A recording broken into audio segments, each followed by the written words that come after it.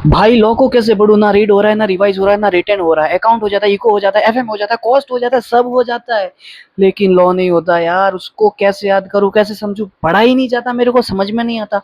पढ़ने बैठता हूं तो नींद आती है यार। कुछ बता दे प्लीज भाई, लॉ के बारे में कुछ बता दे। Hey guys, this is Vivek Gehlot. Welcome back to the channel. Hope you are doing great. Law को कैसे पढूं, कैसे रिवाइज करूं, कैसे रिटेन करूं? सबसे ज्यादा पूछा जाने वाला क्वेश्चन, लॉ लॉ लॉ कैसे पढूं। तो आज की इस वीडियो में मैं आपको यही बताने वाला हूं कि लॉ को कैसे रीड करना है, कैसे रिवाइज करना है और कैसे रिटेन करना है। चाहे आप सीए इंटर पे हो या सीए फाउंडेशन पे हो, लॉ को पढ़ने का सिंपलेस्ट तरीका मैं आपको दिखाने वाला हूं। तो चलो यार, बिना किसी देरी के शुरू करते हैं। तो देखो यार, मैं हर बार सेम चीज बोलता हूँ, किसी भी थ्योरी पेपर को प्रिपेयर करने के लिए तीन चीजें रिक्वायर्ड है: reading, revision and writing practice. चाहे आप लॉ पढ़ो, ऑडिट पढ़ो, एसएम पढ़ो या फिर इकोनॉमिक्स ही क्यों ना पढ़ो, उसको रिवाइज रिटेन करने के लिए आपको ये तीन चीजें तो करनी ही है। इन तीनों चीजें के अपने अपने रेस्पेक्टिव फायदे हैं। तो देखो, अगर आप लॉ पढ़ रहे हो तो आपको सबसे पहले उसको रीड करना है। रीड करने के लिए आपको आईसीआई का स्टडी मॉड्यूल चाहिए। उसको from the first page to the last page उसको रीड करो। यानी अगर आपको समझ में नहीं आएगा तो चलेगा, लेकिन आपको रीड करना बहुत ज़्यादा ज़रूरी है। रीड करने के दो फायदे हैं। पहला फायदा, आपको कीवर्ड याद हो जाएंगे। यानी उसमें जो भी कीवर्ड है वो आपको याद हो जाएंगे। आप उसे बोल सकते हो कि आप उसको रट्टा मार लोगे, तो कीवर्ड याद हो जाएंगे। दूसरा जो फायदा है वो है एमसीक्यू।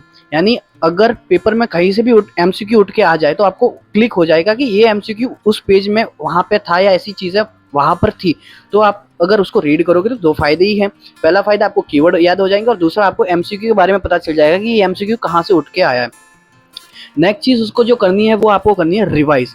रिवाइज का मतलब ऐसा है कि एक बार अगर आपने रीड कर दिया तो दूसरी बार जब आप उस चीज को पढ़ो तो उसको समझ समझ के पढ़ो कि भाई वो कहना क्या चाह रहा है। यानी अगर आपने कोई भी प्रोविजन पढ़ा है, कोई भी चीज पढ़ी है, तो उसको एक बार रिवाइज करो कि वो कहना क्या चाह रहा है। तो अगर उसे रिवाइज करोगे तो आपको कॉन्सेप्ट समझ में आएंगे। चाहे आप किसी टीचर के रिविजन लेक्चर्स देखो या फिर आप कोई भी चीज को रेफर करो, ठीक है। अगर रिविजन लेक्चर्स देख रहे हो तो एक बार रिविजन लेक्चर देखो, फिर उस चीज को बुक में से रिवाइज करो। रिवाइज करने से आपको कॉन्सेप्ट समझ में आएंगे। आप एक एक चीज को अंडरस्टैंड करो कि वो कहना क्या चाह रहा है। ईच लाइन को अंडरस्टैंड करने की कोशिश करो वो कहना क्या चाह रहा है। जब उसकी चीज को समझोगे तब आपको समझ में आ जाएगा कि वो कॉन्सेप्ट क्या है, ठीक है। तो उसको रिवाइज करो, एक एक चीज को। टाइम ज्यादा लगेगा रिवाइज करने में, लेकिन जब आप समझ समझ के पढ़ोगे, जब याद करोगे, तो वो चीज याद हो जाएगी और वो कॉन्सेप्ट क्लियर हो जाएगा। नेक्स्ट चीज आपको करनी है राइटिंग प्रैक्टिस। जब आप रीड और रिवाइज कर लेते हो, देन आपको रोज का एक क्वेश्चन या दो क्वेश्चन डेली लिखने हैं।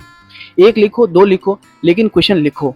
हम लोग यही गलती करते हैं, हम रीड भी कर लेते हैं, रिवाइज भी कर लेते हैं, लेकिन राइटिंग प्रैक्टिस बिल्कुल नहीं करते।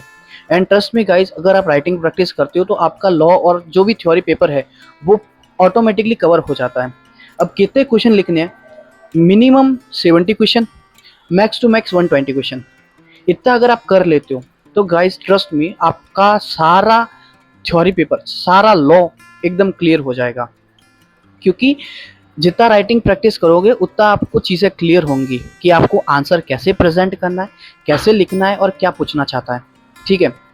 तो आपको राइटिंग प्रैक्टिस करना बहुत ज़्यादा ज़रूरी है। अब भाई राइटिंग प्रैक्टिस मैं कहाँ से करूँ? तो आई सजेस्ट कि मॉड्यूल को छोड़ दो, लेकिन आरटीपी, एमटीपी और पीवाईक्यू, वहाँ से कम राइटिंग प्रैक्टिस करो। और ऐसे ऐसे मिनिमम 70 टू 80 क्वेश्चन और max to max 120 to 130 question लिख लो, इनफ है। इतना करोगे तो आपका राइटिंग प्रैक्टिस हो जाएगा। अब लॉ में जो आंसर है वो प्रेजेंट करने का एक तरीका रहता है, like provision, explanation and answer. आपको ये तीन चीज में लॉ को डिवाइड कर देना है। लॉ के क्वेश्चंस की जब आंसर प्रेजेंट करो तो उसको तीन भागों में डिवाइड कर देना है: provision, explanation and answer. Provision में आपको उस चीज़ के बारे में प्रोविजन लिखना है कि वो जो केस स्टडी है उसका प्रोविजन क्या बनता है, ठीक है। यानी अगर सेक्शन 220 है तो आप यहाँ पे लिखोगे section 220 of companies act 2013।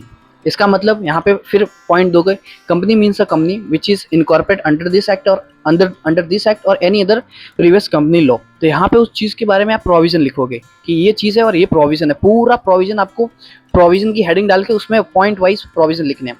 Next चीज़ आपको करना है एक्सप्लेनेशन। एक्सप्लेनेशन में आपको वो जो केस स्टडी है उसके बारे में समराइज वे में आपको 2-3 पॉइंट में आपको बताना है कि वो केस स्टडी किस चीज़ के बारे में। तीसरा, उसका आंसर वो भी पॉइंट वाइज लिखना है और उसमें बताना है कि प्रोविजन और एक्सप्लेनेशन के बेस पे आपका क्या कंक्लूजन निकलता है, आपका क्या आंसर रहता है, वो चीज़ आपको प्रेजेंट करनी है। तो मैंने आपको राइटिंग प्रैक्टिस के बारे में बता दिया कि राइटिंग प्रैक्टिस कैसे करनी है।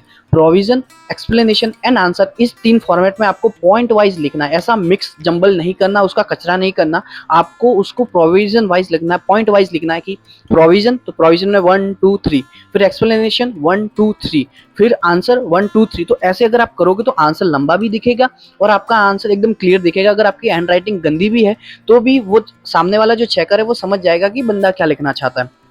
तो ये तरीका आप फॉलो करो, रीड करो अच्छे से पूरी बुक को, थोड़ा टाइम लगेगा लेकिन रीड करो, जिससे आपको कीवर्ड याद होंगे और एमसीक्यू में हेल्प मिलेगी। दूसरा, रिवाइज करो, कॉन्सेप्ट समझने की कोशिश करो कि कहना क्या चाहता है। कई बार हम अटक जाते हैं कि यार कहना क्या चाह रहा है, तो आप रिवाइज करो, किसी टीचर के रिवीजन लेक्चर्स देखो, उससे रिवाइज करने की कोशिश करो, लेकिन रिवाइज करो और एक एक पॉइंट को समझो। नेक्स्ट चीज़, जैसे ही रिवाइज हो जाए उसके बाद राइटिंग प्रैक्टिस करनी है। और राइटिंग प्रैक्टिस कहाँ से करनी है? आरटीपी उठाओ, एमटीपी उठाओ, पीवाईक्यू उठाओ, वहाँ से उठा के कंप्लीट करो। मिनिमम 70 to 80 क्वेश्चन और max to max 120 to 130 question लिखो।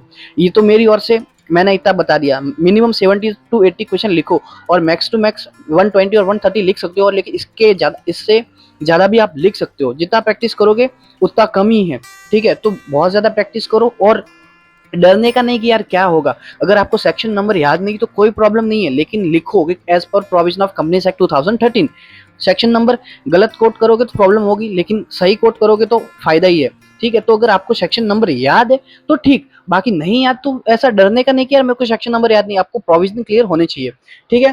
तो that's all from my side guys. I hope आप अंडरस्टैंड करे होंगे, आपको समझ में आई होगी चीज़ें कि मैंने क्या बताने की कोशिश करी, ठीक है? टिल देन मिलते हैं नेक्स्ट वीडियो में, बाय बाय।